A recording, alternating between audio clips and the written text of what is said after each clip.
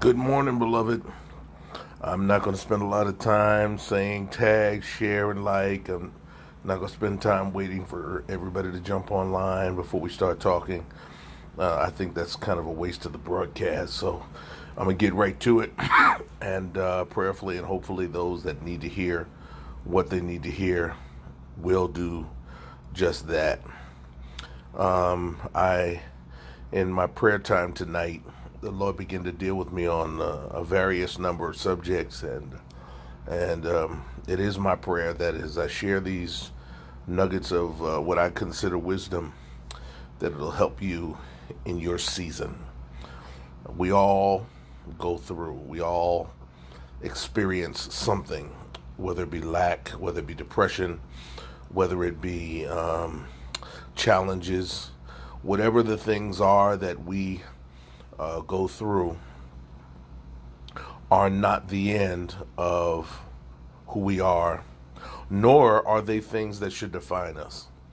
I think that sometimes we spend too much time trying to assess what it is instead of asking God for the strategy and the energy to get through it, because it is part of your process.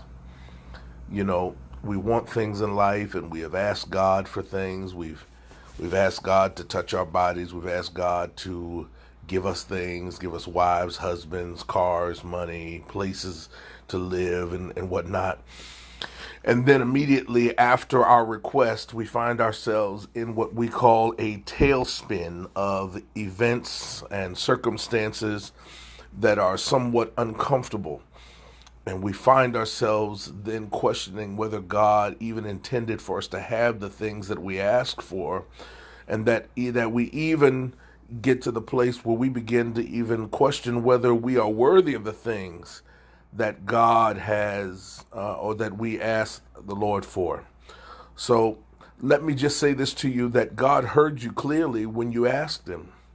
And what he did is he put you in the middle of a process that's going to prepare you to not only receive what he has for you, but that it has some sustainability. God does not get any glory out of watching you suffer.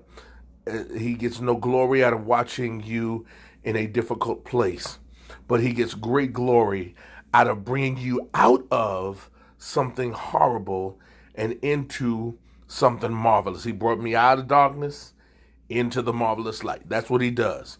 And so the Lord wants to see us all flourish.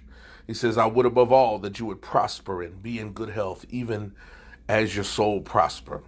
And so he does not want you to just be this spiritual being that could see into next week, but yet your credit is bad, and yet you have bad health, and yet your relationships don't seem to be working. God, that would be a dysfunctional God. Now, that's not to say that sometimes things are not going to happen. Sure, they happen in all of our lives. But what I want to say to you on tonight, or this morning, rather, is it is all a part of your process. And that what God is doing is stretching you and allowing you to go through that process, just like going to the gym. When you're going and you're pulling on the machine and you're pushing on those machines, the Nautilus and all the others, you're causing those muscles to rip, and as they rip, then there is a scarring, and the scar tissue is stronger than the original fiber. And so what God is doing is causing you to become stronger and causing you to get to a place that you could handle more than you could handle before. Notice something about the weight room.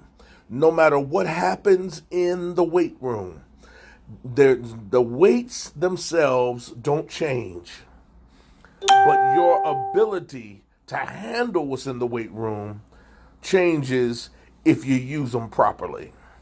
I hope somebody hears what I just said. So that 25 pounds is always going to be 25 pounds.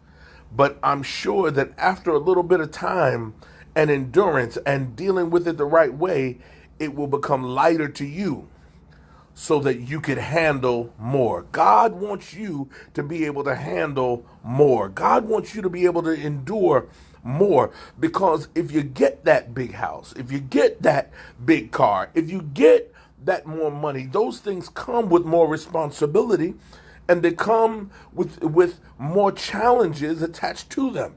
And so you got to be able to handle what's coming in your direction. And so I want to just say to you all on this morning that God has some things intended to come in your direction. But remember that no weapon formed against you shall prosper, and this is not a weapon. So remember, see, we misclaim, we misinterpret so many different things that when God causes us to go through a challenge, many of us calls it a weapon from the enemy. No, it's not a weapon from the enemy. God is using that thing to stretch you. He's using that thing to make you better. He's using that thing to cause you to be the person that he wants you to be. Because there's more people that have been assigned to your life that you have to minister to, that you have to talk to, that your life is going to be a blessing to. And so he says, I got to knead out the imperfections. I've got to press out the problematic areas so that you don't fail under pressure. Because when pressure comes, we don't want you to fail, we don't want you to fall, but we want you to succeed. So God wants you to succeed. God wants you to go up. He wants you to go higher. Get off this carousel of life. Get off of this seesaw where you're going up. You're victorious today and you're down tomorrow. You're on top of the world today and tomorrow you need a Xanax. No, that's not a life that anybody is going to want to desire to follow. But God wants to use you when you go from glory to glory, from blessing to blessing, from height to height.